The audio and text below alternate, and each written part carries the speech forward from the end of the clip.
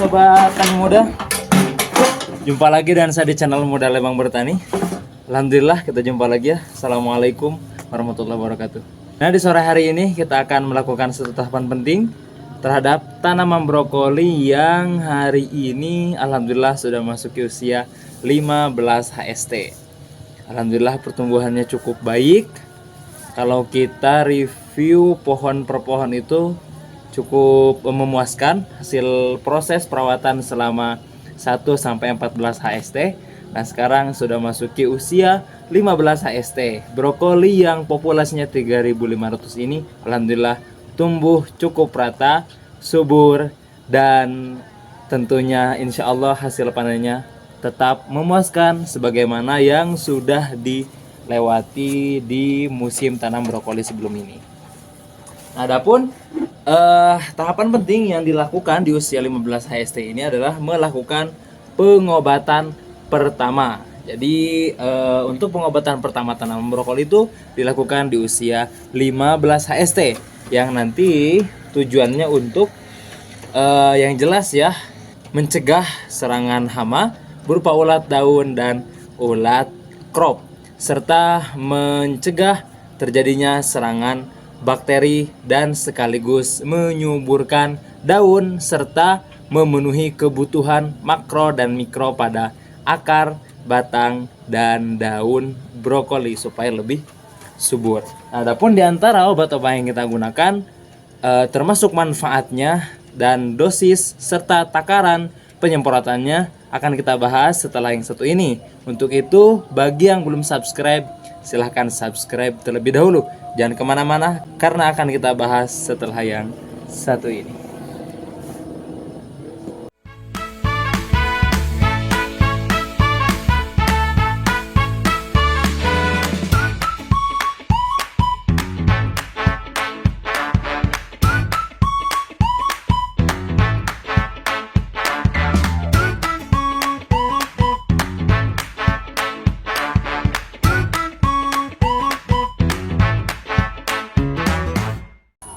Oke, sobat Muda Lembang Bertani. Nah, ini dia di antara obat-obat spray yang akan kita gunakan pada pengobatan brokoli yang pertama kali ini. Adapun terkait perbedaan pengobatan masa vegetatif dan generatif itu relatif tidak ada. Yang memang setiap kali pengobatan baik fase vegetatif maupun generatif kita menggunakan 3 obat ini. Yang pertama akan kita bahas adalah obat yang fungsinya untuk mencegah terjadinya serangan ulat crop dan ulat daun. Nah, kita biasa menggunakan Gracia ini ya, insektisida Gracia, yang mana di antara kandungan bahan aktif yang dimilikinya itu adalah fluxametamid. Nah, ini dia insektisida berbahan aktif fluxametamid ini. Nah, ini dia insektisida yang memiliki kandungan racun kontak dan lambung dan memiliki daya translaminar berbentuk pekatan dan dapat diemulsikan, artinya dapat dicampurkan ya. Nah, nanti manfaatnya adalah untuk, nah ini dia secara jelas ya keterangannya, adalah untuk mencegah terjadinya serangan ulat crop dan terjadinya serangan ulat daun. Nah, ini sejak usia vegetatif kita sudah menggunakannya, yaitu di usia 15 HST. Adapun berikutnya itu adalah fungisida sistemik yang berbentuk pekatan. Nah, ini dia cair ya. Kita biasa menggunakan fungisida Miravis Duo. Nah, yang nanti manfaatnya adalah untuk menghalau penyakit bercak atau bercak kering ya, bercak kering atau bercak kuning pada daun tanaman. Nah, ini dia Miravis Duo ya, fungisida Miravis Duo. Memiliki bahan aktif atau kandungannya itu adalah pidiflumethopen dan difenoconazole. Nah, ini dia yang tadi sempat saya sebutkan sebagai obat atau ya obat ya yang memiliki bahan aktif makro dan mikro yang nanti menutrisi tanaman secara menyeluruh ya, dari akar, batang hingga daun. Kesemuanya disemprotkan di dalam satu tangki air dengan bobot 16 mili teman-teman.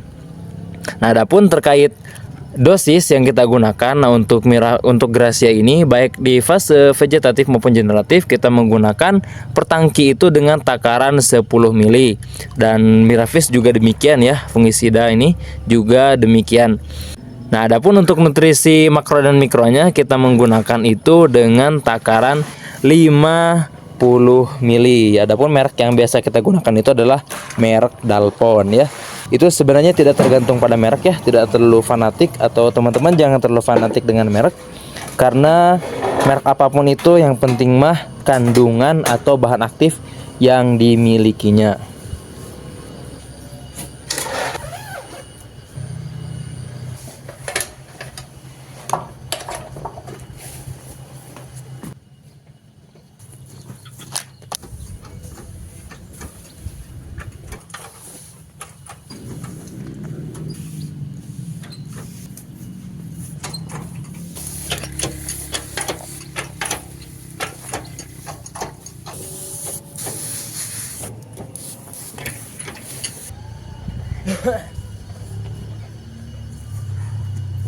Nah sobat tani muda, alhamdulillah untuk pengobatan pertama ini sudah kelar.